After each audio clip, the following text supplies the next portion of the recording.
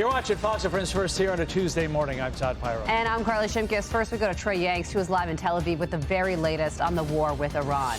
Hi, Trey. Yeah, Todd, Carly, good morning. Overnight, President Trump returning from Florida, making new comments about the war in the Middle East. He spoke about the success of Operation Epic Fury so far. U.S. Central Command going after many targets overnight. The Israelis also continuing their airstrikes against the Iranian capital of Tehran. They are systematically taking out the military and command structure of the Iranian regime. Now, the president was asked overnight about Iran's new supreme leader. He said this. Have to take him out? Does he have a target on his back? You mean the new supreme leader? You mean the son? How can there be an Iran? Well, I don't want to say that, but you know, I was disappointed because we think it's going to lead to just more of the same problem for the country. So I was disappointed to see their choice. President Trump very clear on his views about Mojtaba Khamenei. You can see some destruction here in Iran as the Israeli and American strikes continue. These are extensive, not just around the capital of Tehran, but across the country. The Iranian Navy, Air Force, and ground force is being decimated by this campaign. Now, Iran's foreign minister also speaking out about the conflict and the new supreme leader, saying this. Well, first of all, it's too soon, for him to make any comment.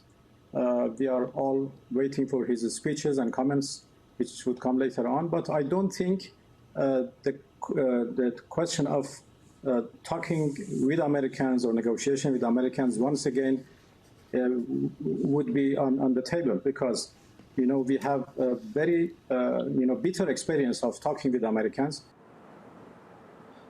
As these new comments are coming in from the Iranians, the Israelis are looking north toward the Lebanese capital of Beirut, where they are still today striking new targets of the Iran-backed militant group Hezbollah. Hezbollah launching new rockets and mortars over the border overnight. And the Israelis say they will continue to hold ground positions in southern Lebanon in preparation for the possibility of further attacks. Guys? Israel, no stranger to a two-front war. So, Trey, during that press conference yesterday, the president took a lot of questions about where this war stands and the success of it so far, how long it will take. Over a weekend, what is the feeling inside Israel right now regarding all of that? The feeling in Israel is that this should go on as long as it takes to destroy the threat from the Iranian regime. The Israeli people see the threat firsthand. They have lived under the rocket and missile fire, not just from the regime itself, but from the proxies like Hezbollah in southern Lebanon and the Houthis in Yemen, not to mention Hamas and Islamic Jihad, who in the past have received support from the Iranian regime. And so the Israeli people broadly want this to get finished, but they're willing to pay a price if it means more security and stability across their region. While the United States may say our time here is done, that doesn't mean Israel is necessarily going to follow suit, even though we joined in this mission at the exact same time. Trey Yingst live for us this morning. Trey, thank you. Let's go now to Madeleine Rivera live in Washington with more reaction from the Trump administration. Maddie. Good morning, Todd and Carly. Well, regarding that timeline, I know Carly brought it up. The president says the U.S. is ahead of its initial 4 to 5 week estimated time frame, citing the destruction of Iran's Navy, communications, and Air Force.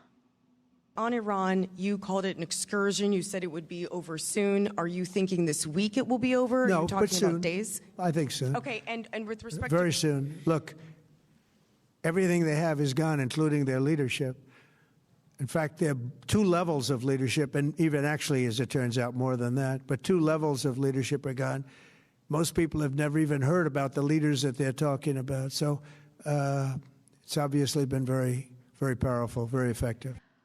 But we're hearing some conflicting signals here because the president is also threatening more military action if Iran blocks oil supply, writing on Truth Social. If Iran does anything that stops the flow of oil within the Strait of Hormuz, they will be hit by the United States of America 20 times harder than they have been hit thus far. Iran is effectively preventing vessels from transiting the Strait of Hormuz, which is a global choke point for oil and gas. Per Iranian state media, the Islamic Revolutionary Guard Corps warns it will not allow a single liter of oil to be exported from the region as long as the conflict continues.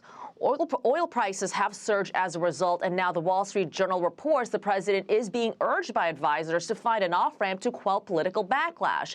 It comes as you heard the president say in that soundbite that Trey played. He admits he is disappointed about Iran's new supreme leader, saying his leadership would lead to more of the same problems in the country.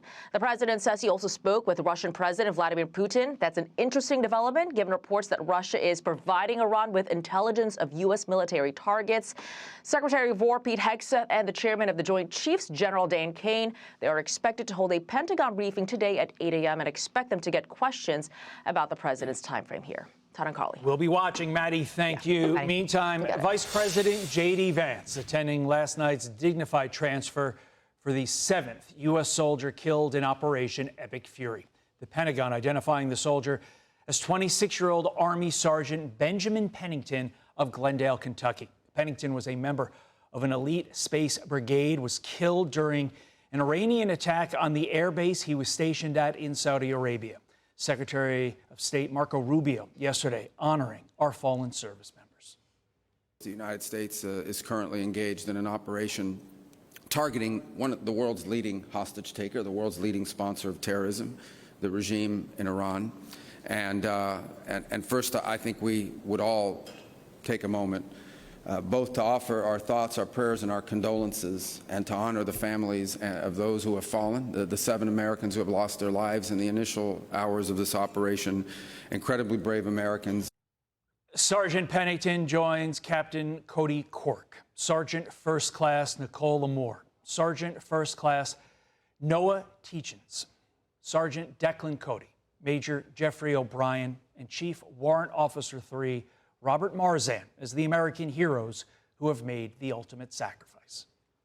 I'm Steve Doocy. I'm Brian Kilmeade. And I'm Ainsley Earhart. And click here to subscribe to the Fox News YouTube page to catch our hottest interviews and most compelling analysis.